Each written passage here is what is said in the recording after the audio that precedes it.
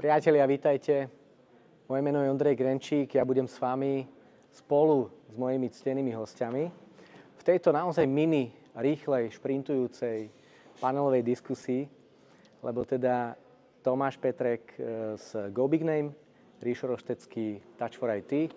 Tomáš ešte netušil dneska, keď som šoferoval, do partizánskeho, prosím pekne, do hlavného mesta inovácií, podnikavosti, technológií, stredoškolákov v celej strednej Európe, ale vďaka tomu, že tu máme medzi nami dneska aj hostia z Nigérie, tak hovorím už celého sveta.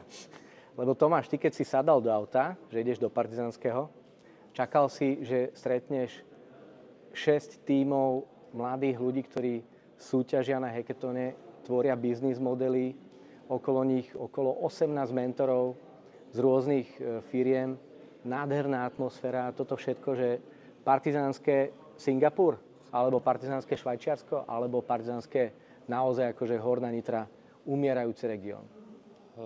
Priznám sa, že som v podstate počul nejaké chýry o vás, takže mal som očakávania a tie boli určite prečtené tou realitou. A je to vlastne dokonca aj môj, okrem prvýkrát partizánskom, aj prvýkrát na hackathone, čo je krásne spojenie. A musím povedať, že tá energia tohto eventu, ten priestor, tí ľudia, tie týmy, tie nápady, čo som si tu stihol vypočuť a možno trošku skonzultovať, že už teraz trošku ľutujem, že nemám možnosť tu zostať dlhšie a na budúci rok verím, že sa mi to podarí celé nejako sprocesovať. Ja si myslím, že jedna posteľ ešte bude niekde voľná, ak by si potreboval. Ale teda, ktorý ho neúplne poznáte na prvú, Tomáš je GoBigName, to je brandingová agentúra, ty povieš lepšie, venuješ sa logám, venuješ sa reklame, venuješ sa brandingu firiem, ako zadefinovať nejakú značku. Tí z vás, ktorí nemáte ešte prečítanú žltú knihu, objednávajte, neviem, či je dostupná, asi nie teraz, ale bude. Ale pointa je, že nie si ty trošku dopotený z toho, že umelá inteligencia zoberie ti tú prácu, lebo to, čo som ja zachytil, keď umelá inteligencia nastupovala, takže prvý na rane sú práve kreatívci, sú proste tí, ktorí tvoria tieto idei. Nie si ty z toho trošku dopotený, že nebudeš mať prácu od budúceho roka? To je veľmi dobrá otázka. Určite si ju položilo veľa ľudí v tom fachu. A zamýšľali sme sa určite nad tým celým a vidíme tie zmeny na tom trhu. Akurát my sme skupina ľudí, ktorí proste sú schopní meniť procesy, meniť, inovovať ako keby na takej báze, že niektomu to môže byť až akože bláznivé a proste nie úplne normálne. Že my sa snažíme byť vždy s dobou a ešte dávno predtým, ako tu AI bola, sme robili kopec rôznych inovačných ako keby, že vecí v našich procesoch, aby sme prinášali tým slovenským firmám tú svetovosť a pomáhať im dostať sa do toho sveta. Takže my sme to zobrali z toho z tej strany, ktoré by to mali zobrať všetci, že je to nejaký tool, ako keď prišiel internet a keď som si chcel robiť rešerš, predtým musel som ísť do knižnice, polka literatúry tam nebola, strávil som na tom hodiny, hľadať tie informácie. Si bol v partizánskom knižnici?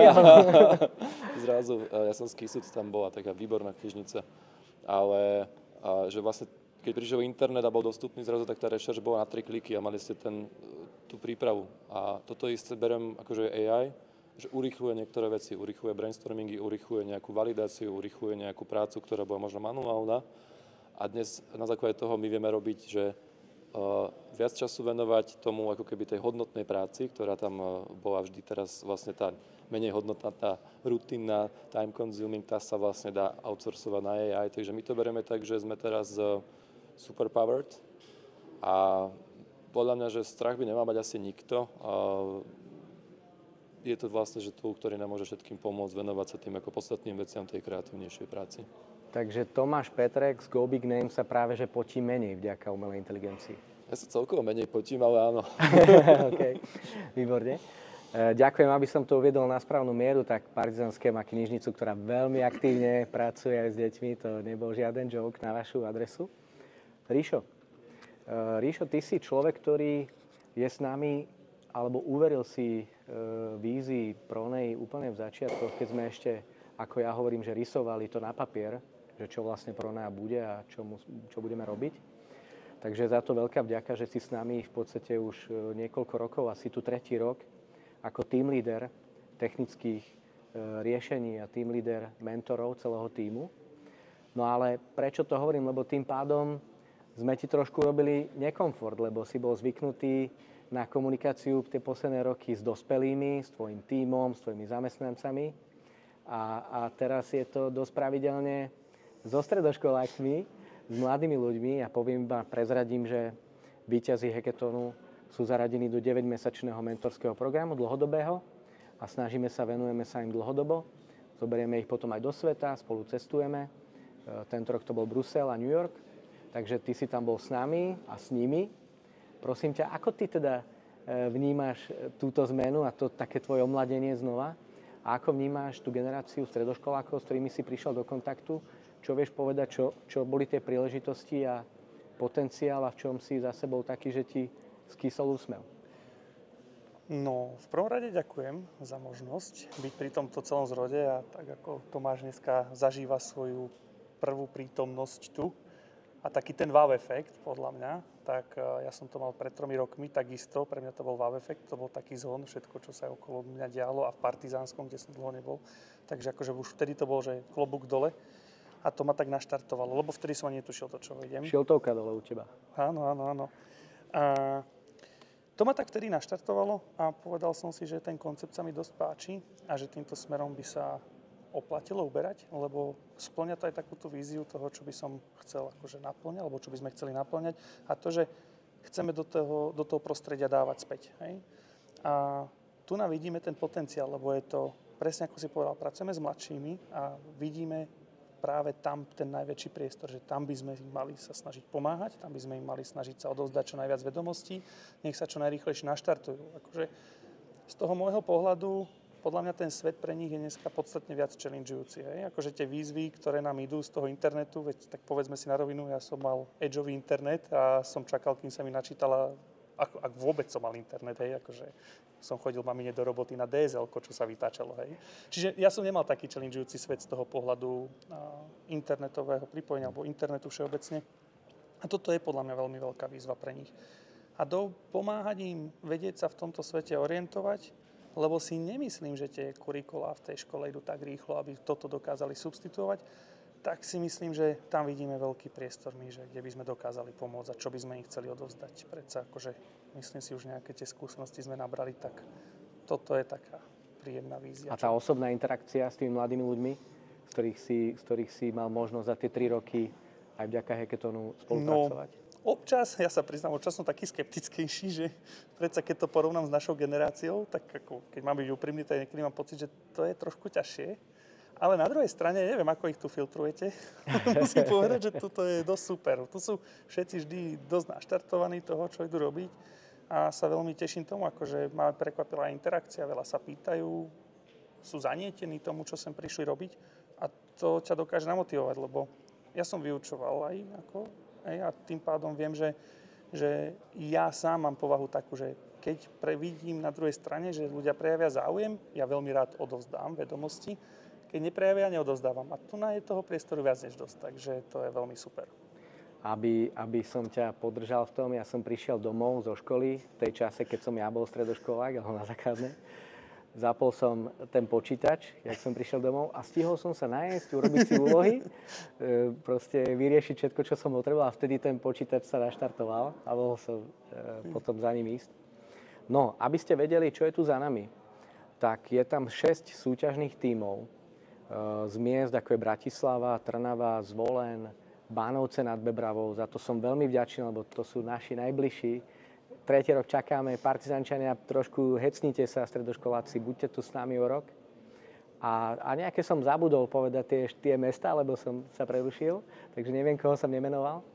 Ale to dôležité je, že 48 hodín pracujú na príprave nejakého podnikateľského nápadu alebo biznis modelu, alebo aj nápadu v nejakom neziskovom odvetví, ale to dôležité je, že Tomáš, stredoškoláci majú ten potenciál, nie je to príliš zavčasu, nemali by to riešiť nejakí ľudia, ktorí už vyštudujú vysoké univerzity, vysoké školy a potom teda majú nejaké riešiť akože biznis, že nezačíname príliš skoro so stredoškolákmi. Kde by si ty začal s podnikavosťou u detí?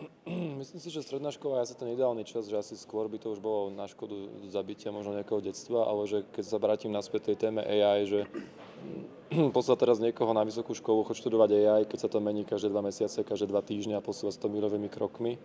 A computing power a celkovo, ako keby, že ten posun technológií ide proste oveľa rýchlejšie, ako vieme integrovať do akadémie, takže práve projekty ako Hackathony a Prona Hackathon a podobné organizácie vlastne pomáhajú tým krajinám napredovať, že akože vy, čo tu dnes robíte, to nie je, že tuto sa venujeme pár stredoškolákom, ale že tu v podstate vzniká nejaká podhubie budúcnosti, ako kebyže slovenskej možno ekonomiky. Alebo my tu máme talent, my tu máme, keď to porovnám, keď máme projekty, ja neviem, že v Saúdskej Arabii, vo Švajčiarsku a takže my tu máme, že super prostredie, super konektivitu, super aj priestor na zakladanie firiem dokonca, plus ten potenciál tých ľudí, takže že toto je že extrémne dôležité a myslím si, že stredná škola je ideálny čas, lebo ja na strednej som absolútne netušil, čo budem v živote robiť. A keď sa niekde teraz predstavujem, tak hovorím taký akože joke, čo vlastne je realita, že ja síce akože som spolumajiteľ a CEO brandingového štúdia, robím to už x rokov, ale vlastne som študoval chemické inžinierstvo. Takže to je taká, že obkľúka, ktorú možno keby existovali hackathony a takéto veci som nemusel robiť, ale však robil som, čo sa dalo na tú dobu. Páni, veľká vďaka. Toto sú naši vzácni mentori, ktorých vy nevidíte. Vy im tu naživo môžete zatlieskať, oni práve skončili, takže ďakujem vám, že ste to spoločne zvládli. Ďakujem. No a my pokračujeme ďalej v druhom bloku. Pridajú sa k nám študentka Saška z Licea C.S. Lewisa a Dano Hevier, ktorý má... ktorý je žiak. Základná škola.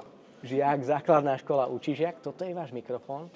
Začneš, Dano, ty, lebo Saška to tu krásne uzavrie, aby ja som počul niekedy takú vec, že to, čo je povedané na konci, tak to si väčšinou ľudia zapamätajú.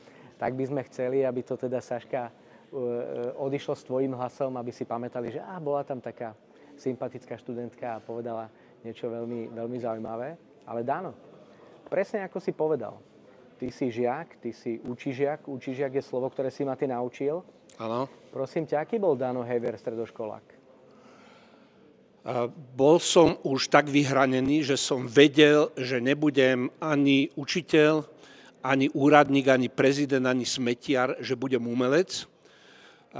Saška, keď ešte počkáš 3 roky a budeš maturovať, tak ja som ako maturant už vydal svoju prvú knižku, takú naozajstnú. Wow. Takže som bol taký akože v istom zmysle veľmi vpredu a v istom zmysle taký zaostalý, že som ostal stále ešte ten žiačik tej základnej školy. Čo mi ostalo dodnes. A keď si počúval, o čom som sa rozprával s Tomášom z Go Big Name, tak som sa ho pýtal, či nie je dopotený z toho, že mu umelá inteligencia zoberie prácu. A ty si umelec. Ja som počul o tom, že umelá inteligencia skladá piesne, Jasné, básne. píše básne a lepšie ako ľudia. Ale ja mám takú nádej a takú radosť, že keď spojíme umelú inteligenciu s umeleckou inteligenciou napríklad, takže môžu vzniknúť také úžasné veci, že my ešte ani netušíme a ja sa strašne na to teším. Čiže Pálo Habera stále akože telefonuje, hej? Alebo už čisto zadáva chat GPT, že urob mi ďalší nejaký nový hit? Už netelefonuje, už príde a už skladáme takto vedľa seba, potom takto píchnem, že nie si ty nejaký jeho hologram, ale tak keď počujem jeho reakciu, tak viem, že je to stále živý Palo. Ináč, priatelia, keď pôjdete na sociálne siete Pronej, tak tam asi nájdete aj fotku Daniela s Oculusom, ako si tu užíval virtuálnu realitu. Všetkých som vás likvidoval včera. Celú miestnosť som rozstrielal. Celú galaxiu. Takže to je niečo, čo naozaj oceňujem. A cítiš sa ty naozaj, neuráža ťa to, keď sa hovorí o mladej generácii, akože to je tá naša... Veď ty si stále človek, ktorý má síce svoj nejaký fyzický vek, ale na čo sa ty cítiš? Ja mám 68, čiže od 6 do 8. A kde berieš tú mentálnu silu, že ty jednoducho, keby sme ťa dali na strednú školu, tak ty tam podľa mňa zapadneš? Je toto umelou inteligenciou, že dohodneš sa ráno? Ja som heavy, takže môžeme povedať, že nielen heavy metal, ale heavy mental, tak tam je asi tá mentálna sila. A vieš, čo mňa vždy štvalo, keďže sme v priamom prenose, nemôžem povedať ten irečitý slovenský výraz, keď prišli papalaši a hovorili nám, že my vám veríme, vy mladí, vy ste naša budúcnosť. A ja som mu hovoril tak očami, že ja sa ti na to že ja nechcem tvoju budúcnosť, ja chcem moju prítomnosť. A toto je síla, že ja tu medzi týmito mojimi, to sú moji spolužiaci, a medzi týmito rovesníkmi ja sa tvárim, že ich vyučujem, ale v podstate učia oni mňa. A to je dobré, lebo kým sa chceme učiť, tak sme stále mladí. Posledná otázka, ktorú položím tebe. Ako vidíš školu, ako vidíš obsah vzdelávania, aby si naozaj si povedal, tak už môžem to pustiť druhým. Nepustím. Ja to chcem robiť ako... Ako ju vidíš? Ako ju vidíš, kedy budeš ty naozaj, že budeš večer... Však cez tie okuliare, ako včera. Súhlas. Ale skús povedať. Nie sú to ružové okuliare, sú to okuliare fantázie, imaginácie, pretože môže byť akákoľvek technológia, ale základnou surovinou tohto sveta nebude ani ropa, ani voda, ani drony, bude fantázia, tvorivosť, imaginácia, inovatívnosť, podnikavosť a to sa vždy bude ceniť a to bude najväčšia hodnota a pritom chcem byť. Výborne, ďakujeme. Ja ináč mentálne mu tlieskam, ale ináč vyzývam túto mentorov, akože za týmto, toto je hodný politický prejav, reálny. Ďakujeme, že si tu s nami. Daniel je tu s nami celé 3 dni, za čo veľký rešpekt. Sáška, niečo mi hovorí, že sa blížime k veľkému finále. Prosím ťa, vysvetli mi, že prečo stredoškoláčka z Bratislavy, z Licea C.S. Lewisa sa rozhodne zaregistrovať sa a prihlásiť sa na nejaký hackathon v nejakom partizánskom. Čo bola tvoja motivácia? Prečo si sa rozhodla zapojiť sa? Myslím si, že hackathony celkovo sú extrémnym miestom, keď sa sústredíte na práve jednu vec a máte to objektívum, po ktorom idete, že je to strašné miesto pre progres a pre nápady, ktoré by vás možno v reálnom živote vôbec nenapadli, lebo tam máte strašne veľa iných podnetov. Takže prišlo mi to ako extrémne produktívne miesto, kde môžem niečo fakt spraviť. A ja napríklad strašne túžim po tejto mikine Liceum, lebo ja som veľký fanúšik Licea. Prosím ťa, pre tých divákov, ktorí nás pozerajú a ktorí o Liceu netušia, že v čom je tá škola výnimočná, prečo si ju vybrala, lebo to je niečo, čo mňa zaujíma z prvej ruky. Áno, Liceum je podľa mňa, že fakt, že najlepšia škola. My sa sústredíme na riešenie problémov 21. storočia. Že skladáme sa z 3 pilierov. Digitálny, podnikavosť a charakter. A je strašne dôležité, že na všetky 3 dávame rovnaký dôraz. Lebo to ide v ruka v ruke. Že nemôžete iba programovať a nemôžete mať iba soft skills biznisové. A tie 2 veci je strašne nie dobré, keď v tom nemáte tú ľudskosť. Takže myslím, že tá škola je veľmi výnimočná v tom spojení. Týmto akože Zuzka, pani riaditeľka školy, prosím ťa, ty tu máš hotovú novú kolegyňu a keď sa vrátiš do školy, tak prosím ťa, akože nech má pripravenú pracovnú zmluvu potom, dobre? Po absolvovaní, lebo ja by som hneď... On ti vybaví mikinu. Buď taká dobrá. No a naozaj tá tvoja cesta mladého človeka alebo mladej ženy, ty už vieš, čo od života chceš? Lebo dneska ja počúvam, keď cestujem občas so staršími ľuďmi odo mňa, tak hovoria, že a tí mladí ani nevedia, čo chcú a takí sú nejakí, ani nevedia. Ty vieš, ty... Viem jednu vec a to je, že po štúdiu sa chcem vrátiť na Slovensko a chcem pracovať na mojej krajine, kde som sa narodila a kde chcem po sebe niečo zanechať. Toto je tiež na potlesk, ľudia. Používaš nejaké nástroje umelej inteligencie? Každodenne. Každodenne, napríklad? ChatGPT 4. Ako ju používaš a v čom ti najviac pomáha? Dostaneme zadanie, robíme ideáciu, chceme nejaké fakt, že out of the box thinking nápady a už nič nás nenapadá, tak sa rozhodneme to tam napísať. A je to fakt, že sú to veci, ktoré sú ľudské, že napadli by vás, ale je to, tá dôležitá vec je po mňa to, že to tam hneď, je to instantné. Ďakujem veľmi pekne.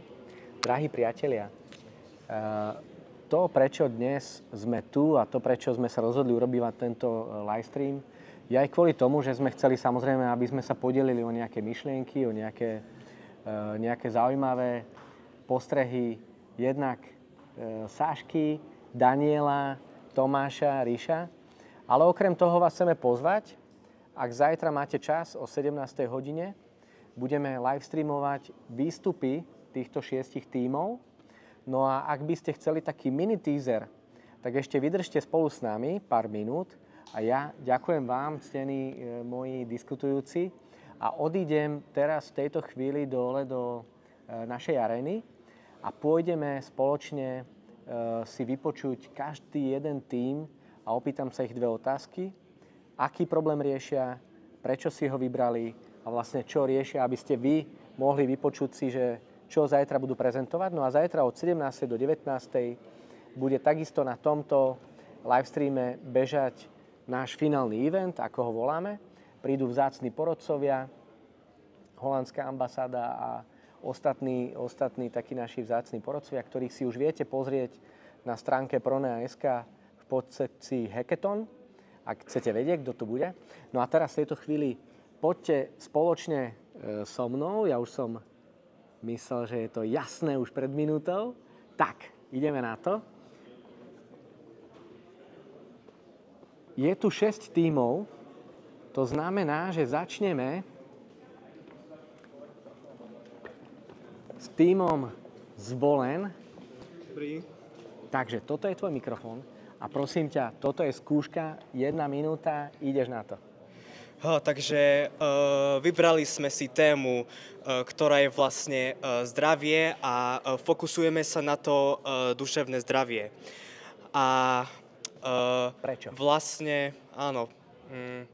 Takže mali sme taký nápad, že sme sa vlastne inšpirovali takým behind príbehom, že proste nejaký dôchodca by chcel nejaké svoje